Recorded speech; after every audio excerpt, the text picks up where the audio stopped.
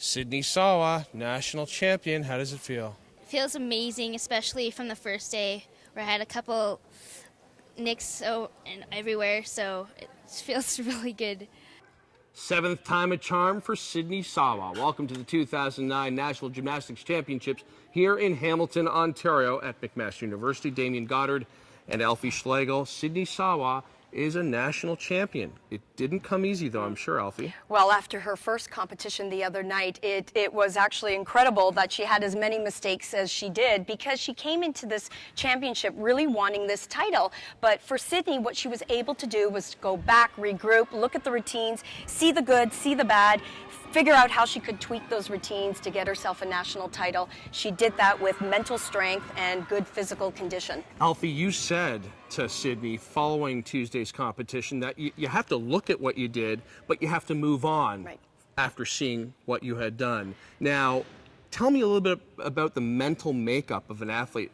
They make it look easy, don't they? Well, of course they do. And with Sydney, of course, we get to see the final product at a national championship, but we don't realize the number of hours that she's put into this gymnastics back home at her gym.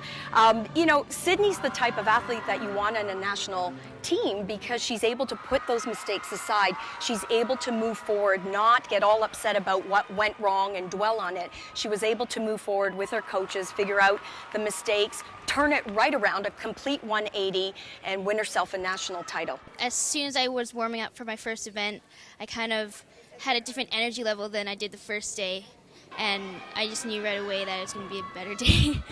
This whole year I didn't work hard for nothing, and I didn't train an extra 6 hours for cardio for nothing, so I knew that I just had to fight for everything. On a lot of different levels, Elfi, this was a big win for Sydney Sawa, and you can argue for the women's program as well here in Canada. Well, what's happening right now with the women's program, because they didn't send a team to the Beijing Olympics, they have lost a little bit of funding. Where that hurts is when you want to send your athletes out to the international stage. You need these athletes to be out in the world, sizing themselves up with other athletes from around the world, different countries. It's a necessity to be out there. You can compete all you want in your own country and do very well, but you need to be in the world to size yourself up and know exactly where you stand, where your country stands. The importance there is for the future World Championships and the Olympic Games.